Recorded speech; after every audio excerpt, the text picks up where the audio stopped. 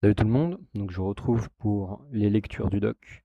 Donc là aujourd'hui, je vais vous parler des vergitures. Donc la dernière fois, on avait parlé des bulles, de tout ce qui est lésions cutanées. Et là, on va parler tout simplement des vergitures, ce qu'on retrouve généralement chez pas mal de monde. Donc là, si jamais vous avez envie que je parle d'autres symptômes, comme dit, n'hésitez pas à le poster dans les commentaires et à ce moment-là, je les traiterai. Donc, les vergitures sont des dépressions linéaires, cutanées, orientées selon les lignes de tension de la peau. Elles correspondent aux zones de tension dans les régions adipeuses.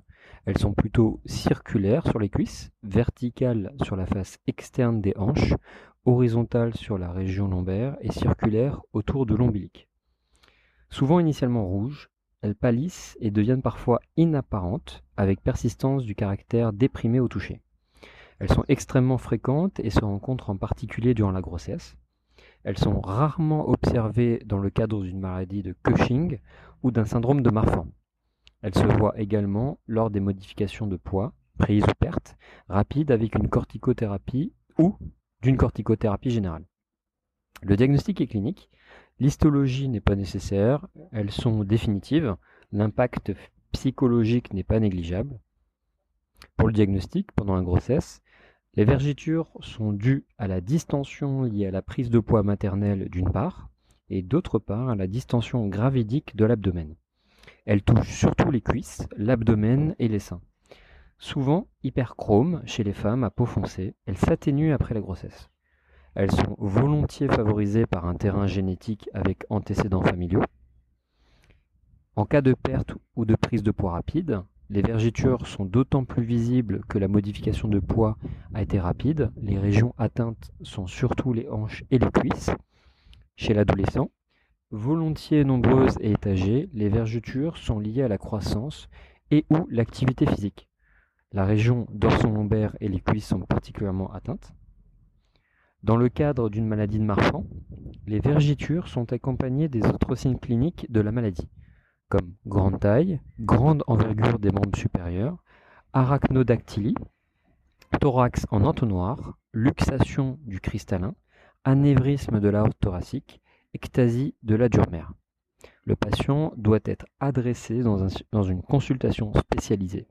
Le pronostic est lié aux complications vasculaires, insuffisance, dissection ou rupture aortique. Dans le cadre d'un syndrome de Cushing, les vergitures sont surtout présentes sur l'abdomen et les cuisses. Elles sont pourpres, profondes, larges.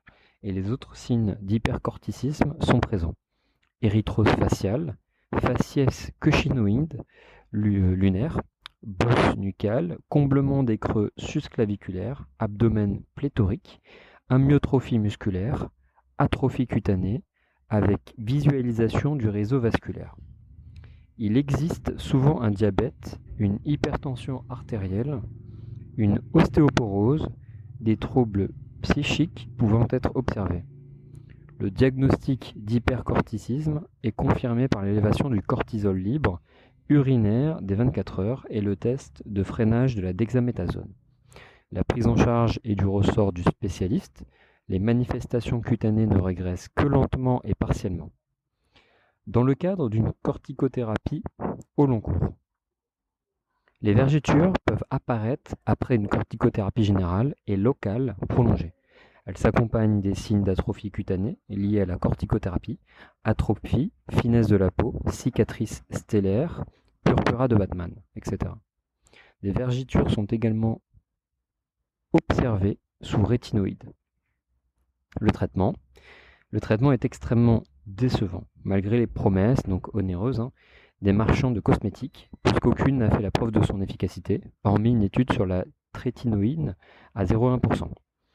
Le contrôle de la prise de poids pendant la grossesse et une musculation abdominale peuvent être proposés. Certains proposent un traitement par laser. Voilà, donc j'espère que vous aurez apprécié. Si jamais vous avez envie que je parle d'autres symptômes la prochaine fois, vous n'hésitez pas et vous me laissez ça en commentaire et j'essaierai de les traiter. Voilà, à la prochaine.